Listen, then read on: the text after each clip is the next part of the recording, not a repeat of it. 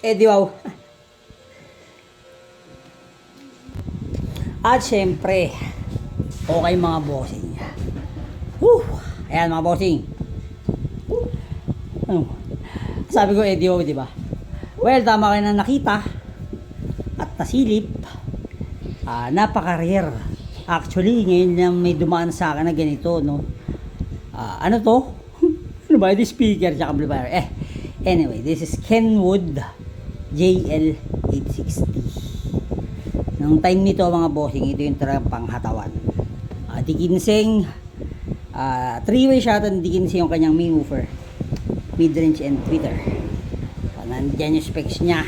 Lalagyan natin sa ating description. At pagkas meron tayong AV receiver. Ito 80s na to eh. Ang model niya is ano raw? Basahin nyo na. V920. Okay. So, speakers tayo. Yan, may issue yan sa box.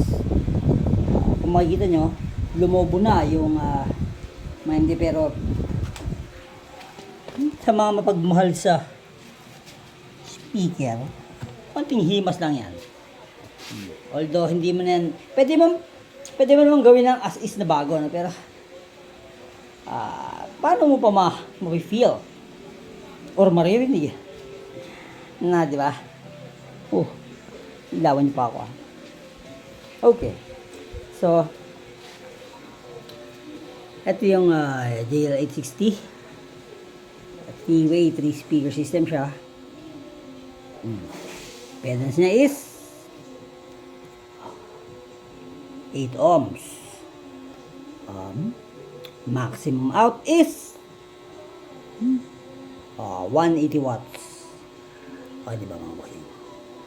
So, 8 ohms, ano to, loudspeaker talaga to. At saka syempre, sabagay, talagang pang ano to eh, pang laudan. Now, it is set as hi-fi, pero yung merong malakasang effect. Unlike the setup na medyo maliliit, mababa ang ohms or impedance. Kahit mahina yung volume, gumagapang ang tunog. Pero nga kasi, every sound setup, every hi-fi audio setup, or every integrated, na kahit anong sabihin natin sa ating audio system na gusto or nasa atin, nasabayan natin, may pagkakaiba yan. Hindi lang sa description, hindi lang sa specification, yan sa tunog sa kanyang output. Diba? Ewan ko, talaga kinikilig lang ako sa mga ganito eh. Si Sandra nga eh, pagkita niya, uy, ganda naman yan. Kahit sira-sira, actually hindi naman sira-sira, nakatayo pa eh. Meron nga akong nakukuha ni Sandra dati eh, makakatayo lang siya. Pag yun, inipisan ko na siyang gawin. Pero ito ang good news dun eh. Pag salat ko sa kanya, uy, suwabe.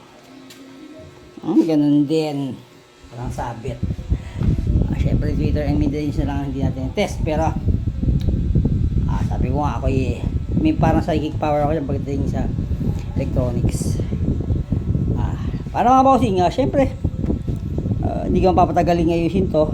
So ito yung pangalawang hakot natin to, no baby, na dito.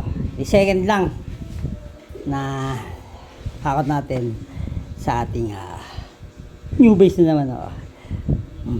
Wow na wow, no?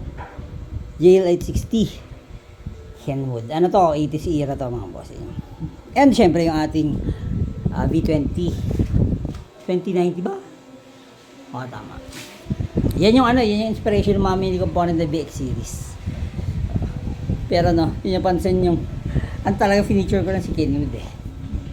Okay, so plano dito, ariin mo natin yung social experience pati yung amp, pero depende sa conforme yan. Ang gagawin natin yan ay matic na yan. Magagawin natin mga bossing, let's not just ride but let's run roll. Woo.